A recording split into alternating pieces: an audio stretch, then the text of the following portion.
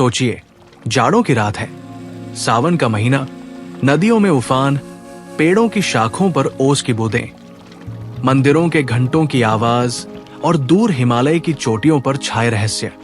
हवा में ऐसा जादू घुला है कि जानता है आज कुछ अनहोनी घटेगी। आज भगवान शिव खुद किसी के अनुरोध में उतरने वाले हैं।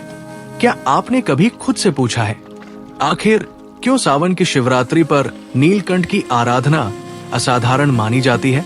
आखिर क्या सचमुच कभी हिमालय में उस बर्फ जैसे गुफा में अमर कथा घटी थी, जिसने इंसान और देवताओं दोनों की परिभाषाएं बदल दी?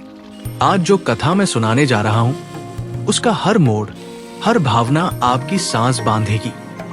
रहस्य, भक्ति, डर, त्याग और चमत्कार से लबालब। अगर आपने शुरुआत सुन ली तो खुद को अंत तक रोकना मुश्किल होगा, क्योंकि कलयुग में भी ये कथा अमर और जीवन बदल देने वाली है। बहुत वर्षों पहले हिमालय की तलहटी में एक गांव था, देवलोकपुर, जहां के निवासी सदियों से भोलेनाथ के भक्त रहे। परंतु इस बार सावन धरती के लिए अभिशाप सा बन गया था।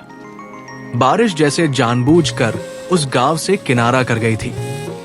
खेत सूखने लगे, कुएं गहरे और काले हो उठे, बच्चों की हंसी गुम हो गई और रातें डरावनी। क्या होगा अब? गांव के सबसे वृद्ध आचार्य दयानंद ने गांव के सैकड़ों लोगों को बुलाया।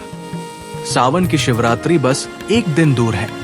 इसी रात अगर भोलेनाथ प्रसन्न हो गए तो नगर की किस्मत बदल सकती है, वरना उनकी बात अधूरी रह गई। इसी गांव में रहती थी एक लड़की, सुजाता। मां बाप नहीं, अकेली रहती थी। लोग कहते थे वो शापित कुल में जन्मी है, इसीलिए उसके पास कोई प्यारा नहीं टिकता। लेकिन सुजाता के पास मन की अडिग शक्ति थी, एक केवल भरोसा कि भगवान शिव है, वही उसकी हर बात सुनते हैं। हर दिन नदी किनारे बैठकर रुद्र मंत्र जपा करती, गले में प्लेटिनम के जैसा सादा एक मनका और आंखों में सच्ची आस्था। एक दिन गांव में नीलगिरी पर्वत से एक अजनबी साधु आया।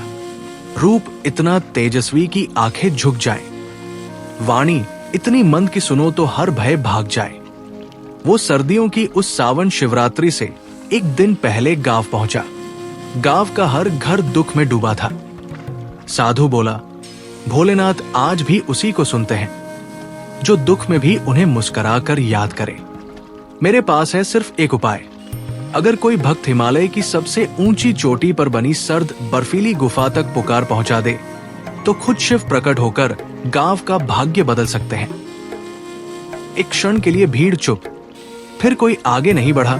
डर था, जान थी, जानलेवा ठंड थी। सिर्फ एक ने हिम्मत दिखाई, वो थी सुजाता। उसके भीतर न कोई डर बचा था, न कोई उम्मीद, बस हर हर महादेव। सारी औरतें घबराई। पुरुष बोले, तेरा शरीर बर्दाश्त नहीं कर पाएगा। हिमगुफा में पहुंचना, फिर प्रार्थना, ये नामुमकिन है। लेकिन सुजाता की आंखें जैसे पूरे गांव की नजरों से ऊपर उठ गई थी।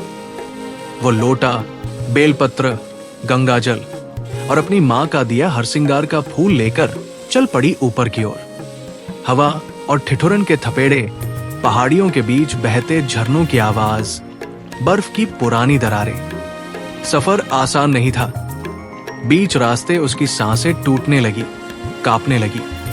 पास से भेड़िए निकल गए, गिद्धों की चीख, लेकिन दिल की आवाज में एक बुलंदी थी, भोलेनाथ, अब तो या मेरा अंत या तेरी कृपा। उसकी हर एक सिसकी में शुद्ध भक्ति थी।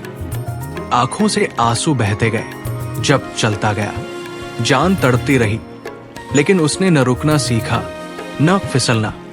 आखिरकार उस घने हिमालयी अंधेरे में जब बाकी कौन सा साहस बाकी रह गया था, तभी दूर गुफा से नीला प्रकाश निकलता दिखा। उसके गले में अडिग रुद्राक्ष समेत प्रार्थना के स्वर गूंजने लगे, हर हर महादेव। पीछे हटूं तो दुर्भाग्य स्वीकार है, आगे बढ़ूं तो चाहे देह न बचे, आत्मा तो तुझसे ही मिलने आई है। गुफा के मुहाने पर पहुंचते ही एक अद्भुत दृश्य, एक विशाल बर्फीला शिवलिंग, वैसा जैसा सपनों में भी न देखा, न कल्पना की जा सकती। उसके आसपास वीरांगी, गुफा में मंद मंद बहती बर्फ की बूंदें थी।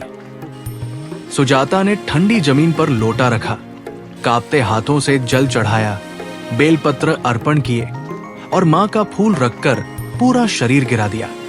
उसने आंखें बंद की। भोलेनाथ, मेरा गांव बचा लो, मेरे प्राण ले लो। सहसा बर्फीले शिवलिंग की सतह से तेज नीला प्रकाश फूट पड़ा। किसी ने उसे हिलाया, ध्यान टूटा, देखा साधु सामने खड़ा था। उसकी वाणी में करुणा थी। बेटी, तेरी भक्ति किसी संकल्प वरदान से बड़ी है। और उसी क्षण आदि अनादि की गर्जन जैसी आवाज गूंज उठी। सुजाता, जब जब संसार कष्ट में डूबे, तब तब कोई एक ऐसा उठेगा जिसकी सच्ची आस्था मुझे स्वयं पृथ्वी पर खींच लाएगी। आज तेरे प्राण, तेरी तड़प, तेरी विनती ने स्वयं शिव को इस बर्फ के शिवलिंग से प्रकट कर दिया। अब गुफा पूरी रोशनी से भर जाती है।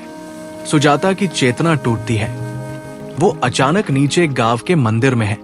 लोग हक्का बक्का देख रहे हैं, क्योंकि गगन में गूंज रही है गहरी शिव मंत्र ध्वनि। बारिश गिरने लगी, खेत हरियाले हो गए, कुएं जलमग्न हो गए। गांव की लड़कियां, महिलाएं, वृद्ध सब सुजाता को गले लगा रोने लगे।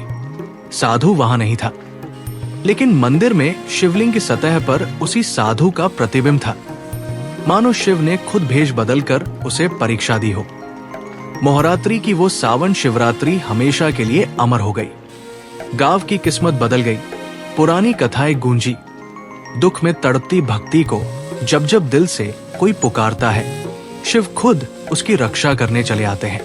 लोग कहते हैं, उसी दिन से हर साल हिमालय की उस बर्फीली गुफा में सावन की शिवरात्रि पर बर्फीला शिवलिंग प्रकट होता है और दूर दूर से हजारों श्रद्धालु उसकी झलक देखने आते हैं। हर साल गांव में शिवरात्रि का पर्व और भी पावन हो गया। कोई राजा हो, कोई गरीब, सब सुजाता की कथा सुनकर समझ गए, सच्चा शिवभक्त उसका है जिसने कष्ट, डर, तिरस्कार सब भूलकर सिर्फ दिल से हर हर महादेव पुकारा। फिर गांव हर सावन में रुद्राभिषेक, शिव पंचाक्षरी और भजन कीर्तन से गूंजता रहता। हर बार लोग शिव को मनाते, सुजाता के त्याग की कथा गाते। समाप्ति के समय मंदिर में हर बरसाती रात एक रूमानी धुंध में झिलमिल पड़ जाता है शिवलिंग। लोग कहते हैं, ये सुजाता की भक्ति की वंदना है, जो आम इंसान को भी महानता और चमत्कार की ऊंचाई तक पहुंचा सकती है। अगर आपकी आत्मा भी इस कहानी के संग रम गई हो, तो इस वीडियो को लाइक करना, अपने विचार साझा करना और चैनल को सब्सक्राइब करना न भूलें। और अगली बार ऐसी ही अद्भुत कथाओं के लिए हमारे साथ जुड़े रहें। बोलो हर हर महादेव।